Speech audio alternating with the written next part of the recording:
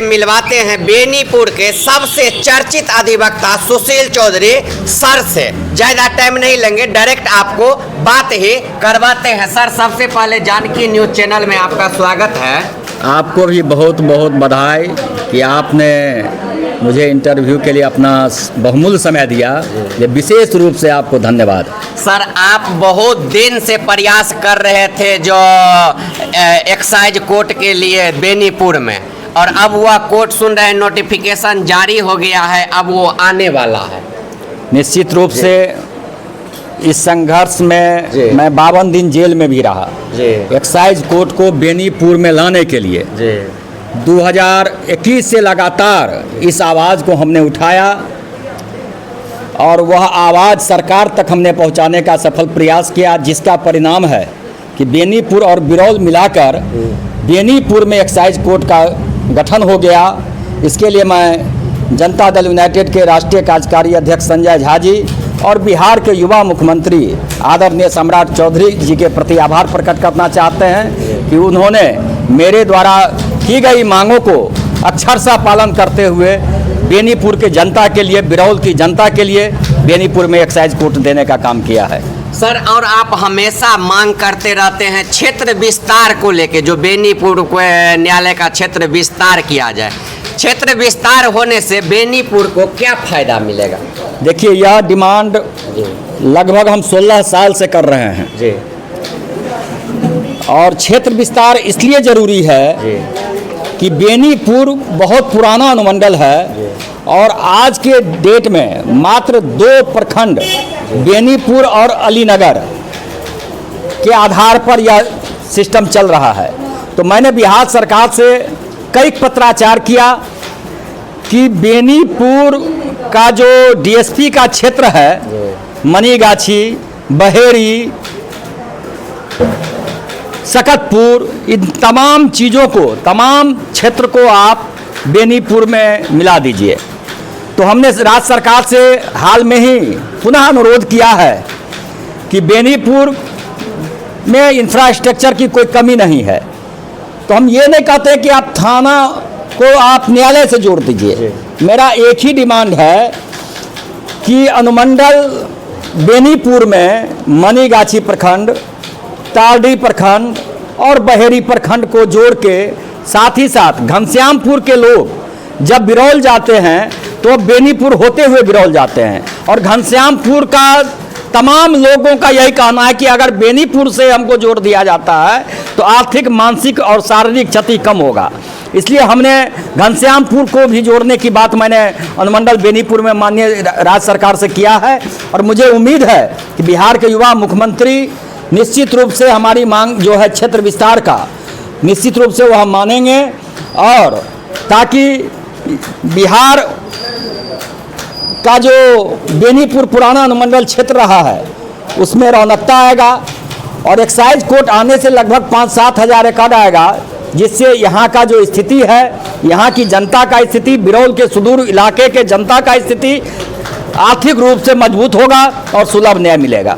Sir, देख रहे हैं जैसे कि बेनीपुर न्यायालय में अब तो एक्साइज कोर्ट भी आ गया है, लेकिन इतना बड़ा क्षेत्र रहने के बावजूद भी यहाँ पे देख रहे हैं नहीं फैमिली कोर्ट है, नहीं SC/ST कोर्ट है, नहीं पॉस्को कोर्ट है। तो आने वाले समय में ये भी कोर्ट बेनीपुर में हो, इसके लिए भी प्रयास करेंगे। यह आपका बहुत बढ़िया सवाल है जी। और आपको यह जानकारी हम दे दें कि मैंने माननीय उच्च न्यायालय के मुख्य न्यायाधीश को और सरकार को एक पत्र भेजा है कि बेनीपुर बिरौल मिला के एक फैमिली कोर्ट का बेंच बेनीपुर में स्थापित किया जाए। पॉक्सो कोर्ट का सहायक न्यायालय और SC/ST कोर्ट का सहायक न्यायालय बेनीपुर में स्थापना के लिए हमने पत्राचार किया है। अगर पत्राचार के माध्यम से उस पर कार्रवाई नहीं होती है तो माननीय उच्च न्यायालय पटना का शरण लेंगे, न्याय हित में, जनहित में, ताकि बेनीपुर और बिरौल की जनता को सुलभ और सस्ता न्याय मिल सके।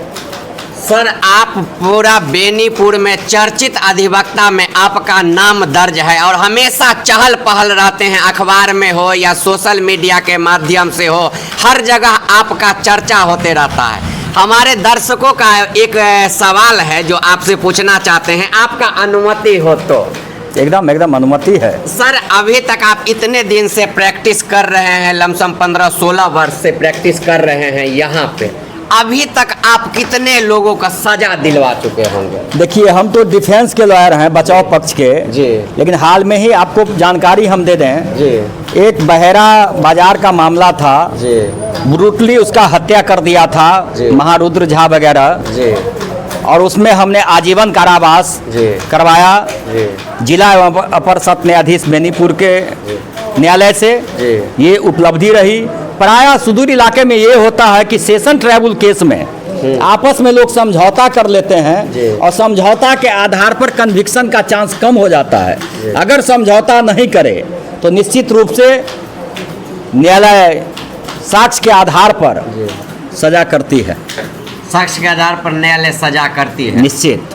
तो अभी आपको बात करवा रहे थे सर, कुछ कुछ धारा आपसे जानने का प्रयास करेंगे। जैसे कि अभी पहले आईपीसी हुआ करता था, अब बीएनएस हो गया है, तो ये दोनों में क्या अंतर है? पहले जो देखिए, कोई अंतर है नहीं जी। आईपीसी जो जी। है धारा उतना ही है, उसको बीएनएस में जी। कन्वर्ट कर दिया गया है। जी। इससे है तो बहुत बढ़िया चीज़, चूँकि आज अंग्रेज भारत का यह आईपीसी था जी। लेकिन अब भारत स्वतंत्र भारत का बीएनएस है। जी। तो थोड़ा प्रॉब्लम तो है ही, कठिनाई तो होती है। इसके लिए नौजवान अधिवक्ता को पढ़ना पड़ेगा। जी। इसलिए कहीं कोई दिक्कत नहीं है अधिवक्ता के लिए, बीएनएस हो या बीएनएसएस हो या बीएसए हो, जी।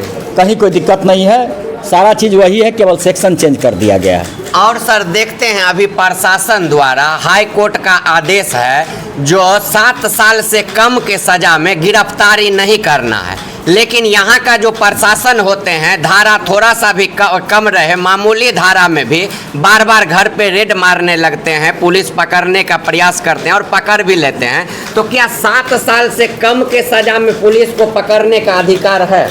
देखिए, 7 साल से कम सजा में जी। पुलिस को गिरफ्तार करने का अधिकार नहीं है। जी। वह नोटिस आपको देगा। जी। नोटिस अगर कंप्लाइंस नहीं होता है जी। उस आधार पर वह गिरफ्तारी का कारण देगा। जी। लेकिन प्राय ऐसा देखा गया है कि ऑनरेबल एपेक्स कोर्ट के आदेश का जी। पुलिस विभाग के द्वारा वायोलेशन किया जा रहा है। जी। हाल में ही एक बिरौल में मामला था, 7 साल से कम सजा था, जी। उसकी गिरफ्तारी हो गई और हम कोर्ट में इस लड़ाई को लड़े निचली अदालत में बिरौल में, जी।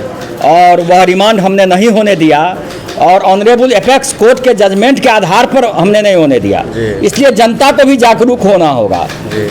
ये जरूरी नहीं, जैसे आर्म्स एक्ट हुआ उसमें 7 साल से कम सजा है लेकिन उसमें पुलिस गिरफ्तार कर सकती है, वह स्पेशल एक्ट है, इसलिए हर केस में यह लागू नहीं होगा। जी। लेकिन प्रायः 7 साल से कम सजा में जी। पुलिस को गिरफ्तार करने का अधिकार नहीं है। यही ऑनरेबल एपेक्स कोर्ट का वर्डिक्ट है और माननीय उच्च न्यायालय पटना के द्वारा भी सभी जिला के वरीय पुलिस अधीक्षक, जी। बिहार के डीजीपी जी। और डिस्ट्रिक्ट एंड सेशन जज को एक पत्र के माध्यम से सूचना दिया है कि इस आदेश का कंप्लायंस करवाने हेतु। सर एक चीज़ और जानना चाहेंगे, जैसे कुछ घटनाएं होता है उसमें कुछ धारा लोगों को मालूम नहीं रहता है, जैसे हत्या सब होता है तो उसमें कौन सा धारा लगता है सर? जैसे पहले 302 हाँ, अब 103 लगता है हत्या के मामले में।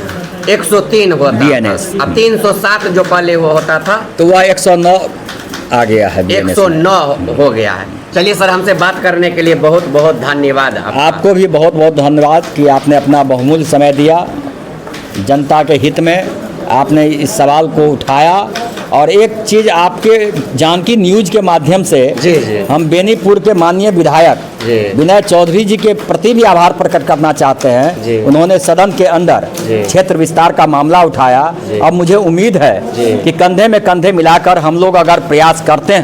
हैं और माननीय विधायक जी को बूस्टअप करते रहेंगे जी। तो निश्चित रूप से जल्द ही क्षेत्र का विस्तार बेनीपुर में होगा। चलिए बहुत बहुत धन्यवाद सर। तो आप सुने, अभी आपको बात करवा रहे थे बेनीपुर के सबसे चर्चित अधिवक्ता सुशील चौधरी सर से। तो इस तरह की और खबर देखने के लिए हमारे चैनल को फॉलो कीजिए, सब्सक्राइब कीजिए।